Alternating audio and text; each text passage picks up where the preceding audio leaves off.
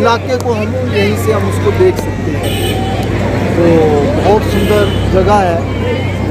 सभी देखने वालों से और सुनने वालों से ये गुजारिश करूँगा कि वो भी आए, शिमला की खूबसूरती को देखें, हिमाचल को जाने पहचाने। बस इतना ही कहूँगा। धन्यवाद। धन्यवाद राकेश जी। लेकिन मैं आपसे कुछ और विचार जानना चाहता हूं। जैसे कि अब 15 अगस्त को हमारा स्वतंत्रता दिवस आ रहा है और हर घर तिरंगा जो भारत सरकार ने इस मुहिम को तेज़ किया है और हम जहां कहीं भी गए वहां हमने तिरंगे को बड़े शान से लहराते हुए देखा और हमें भी बड़ी गर्व की अनुभूति हुई कि हम इस भारत देश में रहते हैं और इस भारत माँ के बच्चे हैं। तो आप आने वाले आज़ादी के अमृत महोत्सव 75वें स्वतंत्रता दिवस के बारे में कुछ अपने बात कहें। जो हमारा हर घर तिरंगा की जो सरकार की एक मुहिम है बहुत ही अच्छी है। इसमें सरकार ने जो निर्णय लिया है कि लोगों के मन में, बच्चों के मन में जो है अपने देश के प्रति, अपने झंडे के प्रति जो है मान सम्मान जो है वो बने, इसका मान सम्मान सभी करें। तो ये बहुत ही अच्छी मुहिम है और ज़रूर हम स्वतंत्रता दिवस के इस लक्ष्य पर हर घर तिरंगा जो है इस योजना को हम सफल बनाएंगे। मैं सभी से गुजारिश करूँगा कि वो भी इस हर घर तिरंगा योजना को जो है वो बढ़ चढ़ करके उस दिन तिरंगा फहराएं और इस मुहिम को सफल हो।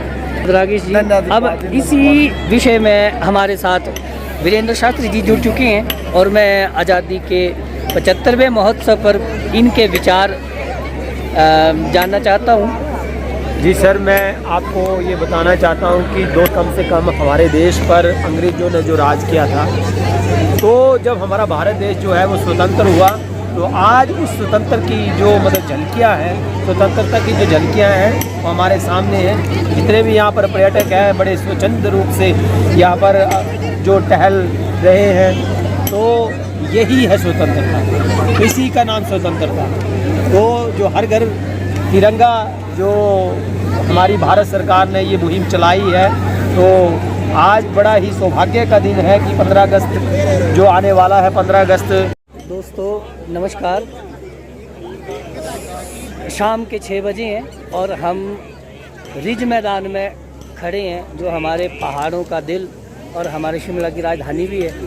तो हम यहाँ की रौनक को अपने कैमरे में कैद कर रहे हैं ताकि आगे जाकर हम इसे देखें तो यहाँ बिताए उन पलों को महसूस कर सकें जो हमने यहाँ अपने साथियों के साथ बिताए हैं, जिनमें से मेरे एक साथी वीरेंद्र जी हैं। वीरेंद्र जी ज़रा हाय करेंगे। धन्यवाद सर। बाकी हमारे साथी भीड़ में गुम हो गए हैं, हम उन्हें ढूंढने की कोशिश कर रहे हैं। पर चलो अब हम आपको दिखाते हैं यहाँ के रिज मैदान की भीड़। तो वीरेंद्र जी से मैं सवाल करना चाहता हूँ कि क्या आप कभी रिज मैदान में खास करके शाम के समय जब लोगों की चहल पहल रहती है, क्या कभी आप इधर आए हैं? सबसे पहले तो सर आपसे जुड़ने के लिए धन्यवाद सर। आपने जो हमें जोड़ा है इसके लिए मैं आपसे रूबरू हो रहा हूँ। और मैं आज जो शिमला के रिज मैदान में ये चहल पहल है, ये जैसे बाग में फूल खिले होते हैं वैसे उस तरह से लोग जो है वो शाम के समय का लुत्फ़ उठा रहे हैं। साथ में हमारे बाईं साइड में जो घुड़सवारी का लोग जो लुत्फ़ ले रहे हैं, बहुत ही अच्छा नज़ारा है यहाँ का। तो शिमला को हिमाचल का दिल कहा जाता है, तो सर सच में ही ये हिमाचल की धड़कन है। तो यहाँ पर साथ में चर्च और यहाँ पर साथ में महात्मा गांधी की प्रतिमा लगी हुई है, इंदिरा गांधी की प्रतिमा लगी हुई है।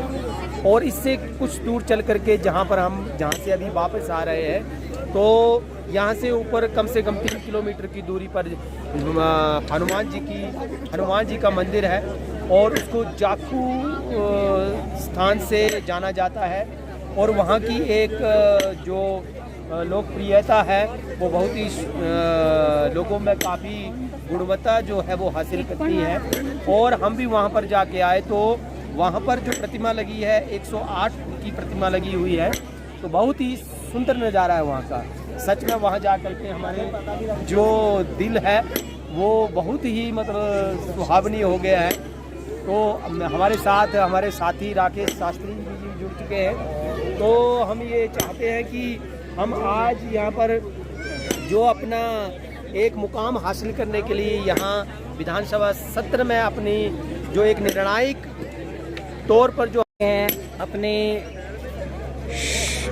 राजधानी शिमला में लहराता, बड़ी शान से लहराता तिरंगा जो हमारे शिमला की खूबसूरती में चार चांद लगाता है और लोगों में देशभक्ति का जज्बा पैदा करता है। हम अपने दूसरे साथी को ढूंढने की कोशिश कर रहे हैं, लेकिन वो कहीं भीड़ में गुम हो गए हैं।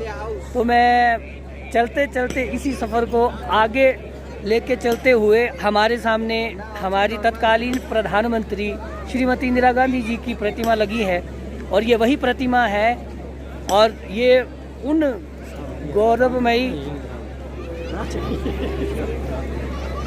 गौरवमयी इतिहास की हमें याद दिलाती है कि वर्षों की कड़ी मेहनत के बाद हमारे हिमाचल को पूर्ण राज्य का दर्जा दिया गया था।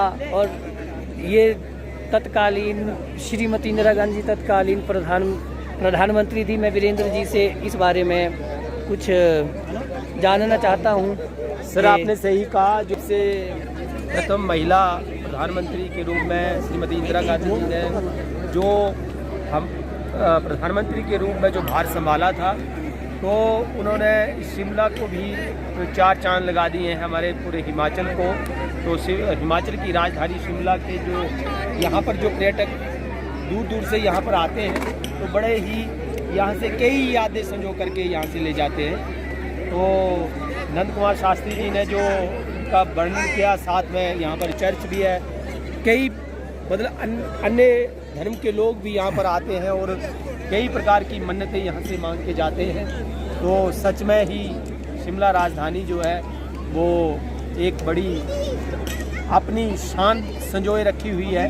तो मैं नंद कुमार शास्त्री जी से ये आग्रह भी करूंगा कि थोड़ा अपना कैमरा उस तरफ भी घुमाए जहां पर कुछ घुड़सवार जो है पर्यटक जो है वो घुड़सवारी का लुत्फ भी उठा रहे हैं। तो बड़ा अच्छा हमें सौभाग्य मिला और इस जॉब में कई दफ़ा हमें यहाँ आने का मौका मिला, लेकिन जैसा हमने आज यहाँ पर आनंद उठाया है वो कभी नहीं उठाया। मैं वीरेंद्र शास्त्री जी से एक और अभी मेरे मन में एक बात याद आई कि हम छठी कक्षा का दूसरा पाठ है दादी माँ।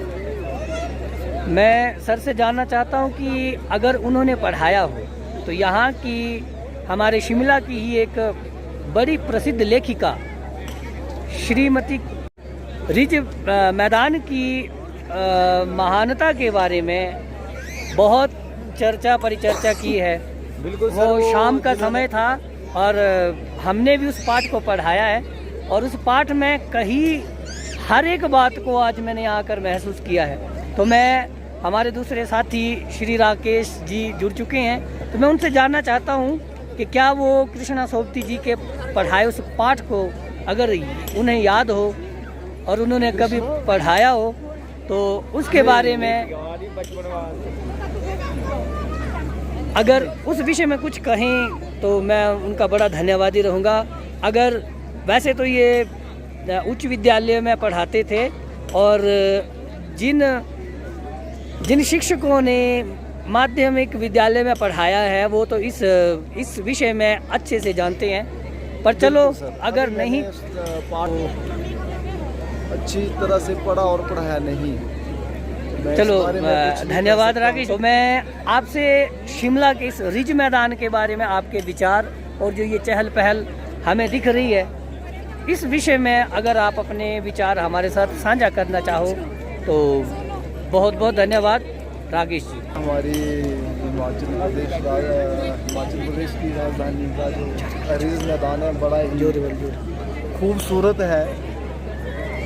यहाँ पे जो ये चर्च है और ये यहाँ पे जो हमारा राष्ट्रीय ध्वज जब हवा चलती है बहुत ही देखने में सुंदर लगता है फहरता हुआ। तो बहुत ही सुंदर जगह है। यहाँ से हम पूरा शिमला जो है उसको तो नहीं देख सकते, लेकिन उसका बहुत सारा इलाके को हम यहीं से हम उसको देख सकते हैं। तो बहुत सुंदर जगह है। सभी देखने वालों से और सुनने वालों से ये गुजारिश करूँगा कि वो भी आए, शिमला की खूबसूरती को देखें, हिमाचल को जाने पहचाने। बस इतना ही कहूँगा। धन्यवाद। धन्यवाद राकेश जी। लेकिन मैं आपसे कुछ और विचार जानना चाहता हूं। जैसे कि अब 15 अगस्त को हमारा स्वतंत्रता दिवस आ रहा है और हर घर तिरंगा जो भारत सरकार ने इस मुहिम को तेज़ किया है और हम जहां कहीं भी गए वहां हमने तिरंगे को बड़े शान से लहराते हुए देखा और हमें भी बड़ी गर्व की अनुभूति हुई कि हम